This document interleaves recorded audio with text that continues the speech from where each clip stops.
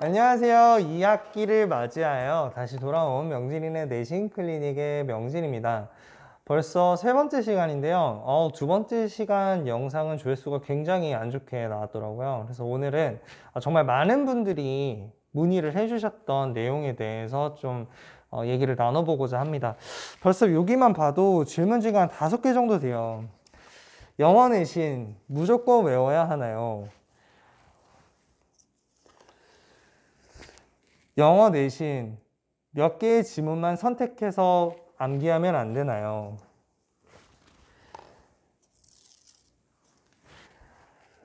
영어 지문 쉽게 외울 수 있는 꿀팁 좀 알려주세요.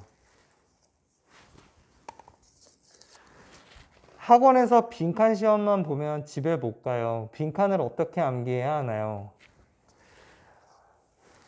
많은 학생들이 영어 내신을 준비하면서 고통을 많이 받고 있는 것 같습니다. 물론 저는 수학을 가르치는 입장이기 때문에 수학 공부를 하면서 고통받는 학생들만 자꾸 마주하게 되는데요. 아무래도 영어 내신 같은 경우에는 제가 전문가가 아니기 때문에 이 분야에 대해서 확실하게 알고 계시는 전문가 선생님을 한번 모셔보고자 합니다. 강태수 선생님 한번 모셔볼 건데요. 강태수 선생님 안녕하세요. 네, 안녕하세요. 네, 간단하게 자기소개 좀 부탁드리겠습니다. 네, 저는 솔루션에서 영어를 담당하고 있는 강태수라고 합니다. 반갑습니다.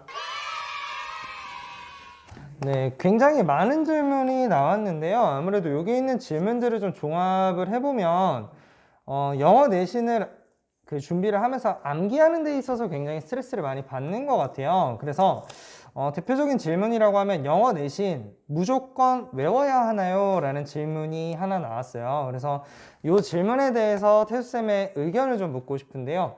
영어 내신 무조건 외워야 할까요? 강태수 선생님? 듣자마자 일단 거슬리는 단어, 무조건 외우면 된다.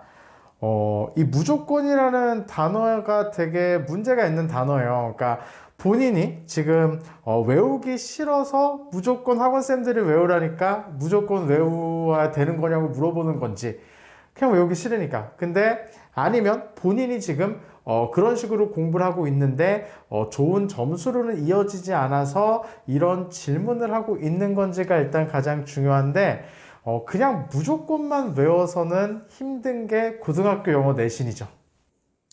그러면은 실력이 어느 정도 뒷받침이 되어야 된다는 얘기일까요? 그렇죠. 그러니까 우리가 고등학교를 준비하는 과정에서 가장 중요한 게 중학교 때 얼마나 기본적인 독해 실력, 문법, 어휘를 다져놓냐에 따라서 고등학교 때 내가 시험 점수가 어느 정도 나오는지 거의 결정되기 때문에 고등학교 내신에서는 무조건 외우는 게 아니고 어느 정도 당연히 영어적인 베이스가 실력이 깔려 있어야 된다는 거죠. 그러면 아무래도 학년이 올라가면서 실력이 좀 쌓여서 그걸 기반으로 내신 대비를 하는 거니까 중학생 때는 어느 정도 내신을 좀 암기를 했을 때 좋은 점수 확보가 가능할까요? 중학생이랑 고등학생이 좀 차이가 있을 것 같은데. 제가 가장 안타까워하는 것도 있고, 가장 여러분들이 실수하고 있는 과정 중에 하나가 중학교 때 점수가 고등학교 때 영어 점수로 이어질 거라는 가장 큰 착각. 중학교 때 똑같이 100점을 받던 친구들도요, 고등학교 때 와서 어떤 친구는 1등급을 받고, 아무리 중학교 때 100점 맞아도 고등학교 때 와서 5등급, 4등급 받는 친구 너무나 많아요. 이게 왜 그러냐? 중학교 때는 일단 절대적으로 지문의 양이 적습니다. 그리고 하나의 챕터당 2개의 문법이 정해져 있어요. 즉, 지문도 외우는 게 가능하고 문법도 외우는 게 가능한 거죠. 그러면 이거를 내가 이해하고 푼다라기보다 중학교 때는 정말 성실하게 미친 듯이 외우면 그래도 어려운 것들을 좀 실수한다 하더라도 90점 이상 80점 후반대는 너무나 쉽게 받는 점수예요. 일단 중학교 때는 그런 점들이 있기 때문에 자기의 진짜 실력을 정말 파악하지 못한다면 고등학교 때는 이 양 자체가 벌써 20배, 30배 되는 양이 돼요. 어떻게 이걸 다 무조건 외울 거예요? 천재도 못하지. 근데 영어적인 베이스도 약하다? 이러면 고등학교 때는 내신에서 좋은 점수를 얻기가 너무나 힘들죠. 말씀하신 거를 조금 종합을 해보면 중학교 내신 같은 경우에는 아직 학년이 좀 낮고 범위도 고등학교 때 하는 내용에 비해서는 상당히 적기 때문에 중학교 내신은 충분히 고득점을 맞을 수 있는 그런 내신이 되겠지만, 무엇보다 중학교 시기가 중요한 것은 중학생 때 시간이 좀 있을 때 고등학교 영어를 대비할 수 있는 충분한 능력이 되어야 된다라는 말씀을 해주시는 것으로 보입니다. 맞나요? 그렇다면은 중학생 때 충분히 잘 준비를 해서 이제 능력도, 그러니까 영어에 대한 능력이 어느 정도 되어 있는 학생이라는 가정을 좀 했을 때, 그럼에도 불구하고 고등학교에 올라갔을 때 양 자체가 많고 준비하기가 힘드니까 영어 내신 대비를 하기 힘들어하는 학생들을 위한 강태수 선생님만의 영어 내신 대비 꿀팁이 있다면 좀 말씀해 주실 수 있는 게 있을까요?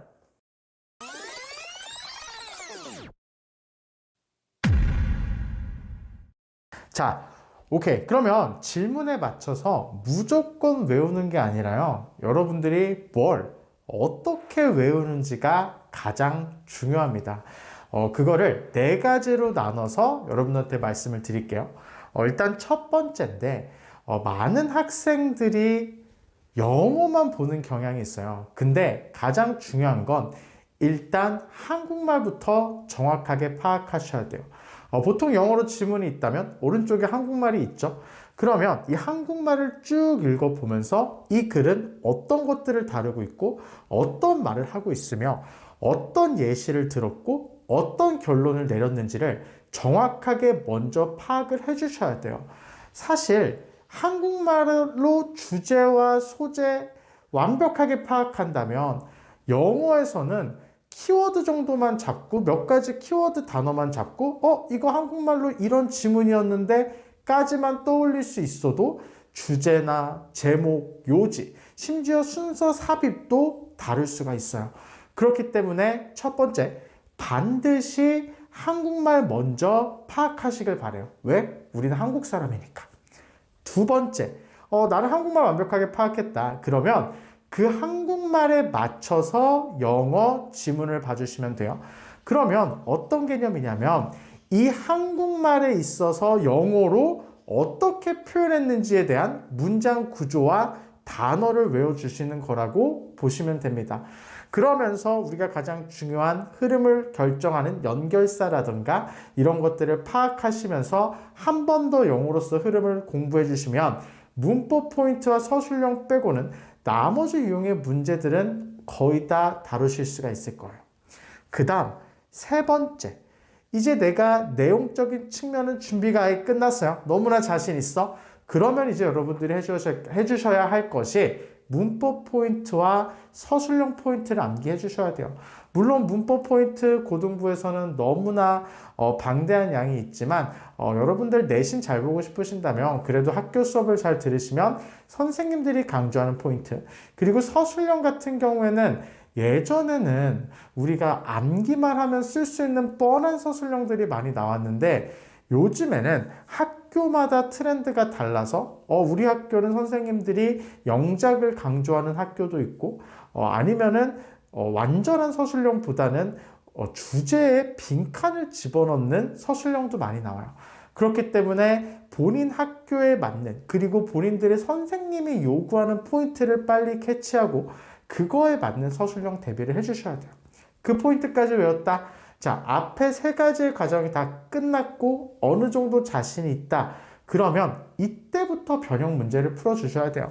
내가 그냥 지문 이거다, 이거다, 이거다 라고 하고 변형 문제를 푸는 건 정말 시간 낭비예요.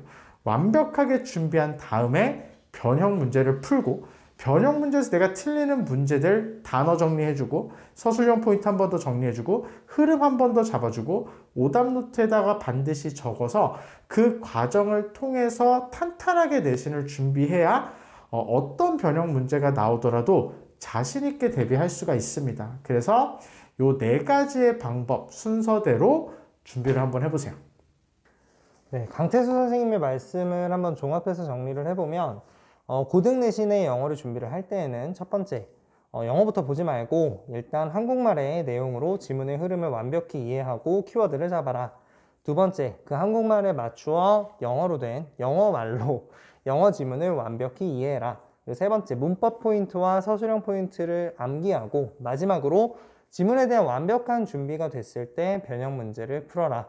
너무 좋은 말씀을 해주셨는데요. 아까 질문을 학원에서 빈칸만 시험을 보면 집에 가지 못합니다. 그래서 너무 고통스럽습니다. 라는 이야기를 한 친구에게 참 좋은 말이 될 것 같습니다. 저만 하더라도 고등학교 때 빈칸 뚫려 있으면 그냥 영어 단어를 무조건 넣어야 된다. 어떤 접속사나 어법적인 내용을 넣어야 된다라는 압박감 때문에 빈칸을 항상 통과하지 못하고는 했었는데요. 무엇보다 가장 큰 지문 하나의 흐름을 이해하고 안을 세세하게 채워나가는 테일쌤만의 꿀팁으로 영어 내신을 준비하신다면 분명 이번 중간고사에서 좋은 점수를 받지 않을까라는 생각이 듭니다. 좋은 말씀 해주신 테일쌤께 진심으로 감사드리고요. 일단은 이렇게 영어 내신 꿀팁으로 학생들이 큰 도움을 얻는 것도 얻는 거지만 무엇보다 너무 고통스러워하는 친구들이 많기 때문에 테일쌤의 응원의 메시지가 조금 필요하기도 할 것 같아요. 영어 내신 본 친구들에게 한 말씀 부탁드릴게요. 영어 너무 힘들죠. 너무 어렵고 너무나 많은 것들을 외워야 되고 양도 많고 잘하는 친구들도 너무 많고 근데 저는 그런 말 해주고 싶어요. 영어 내신 버티셔야 돼요. 제가 존버하셔야 되고요. 제가 제 제자들을 보면 결국은 더 많은 양을 더 꼼꼼하게 더 열심히 하는 친구들이 더 좋은 점수를 가져갈 수밖에 없더라고요. 그러니까 여러분들도 아무리 힘들어도 여기서 그냥 포기하는 친구들, 그리고 힘들지만 어떻게든 해내는 친구들이 있어요. 그러니까 여러분들도 지금 너무 고통스럽고 힘들겠지만 어떻게든 반드시 한번 해내서 좋은 결과를 얻으시면 그러면 영어가 조금은 더 재밌을 거예요. 그래서 여러분들이 꼭 좋은 결과를 받을 수 있으면 좋겠습니다. 힘내세요. 좋은 말씀 해주신 강태우 선생님 진심으로 감사드립니다. 강태우 선생님 안녕. 네, 이렇게 강태우 선생님 모시고 좋은 얘기 많이 들어봤는데요. 어떤 학생이 저한테 이런 말을 했어요. 선생님, 내신 대비가 너무 하기 싫어요.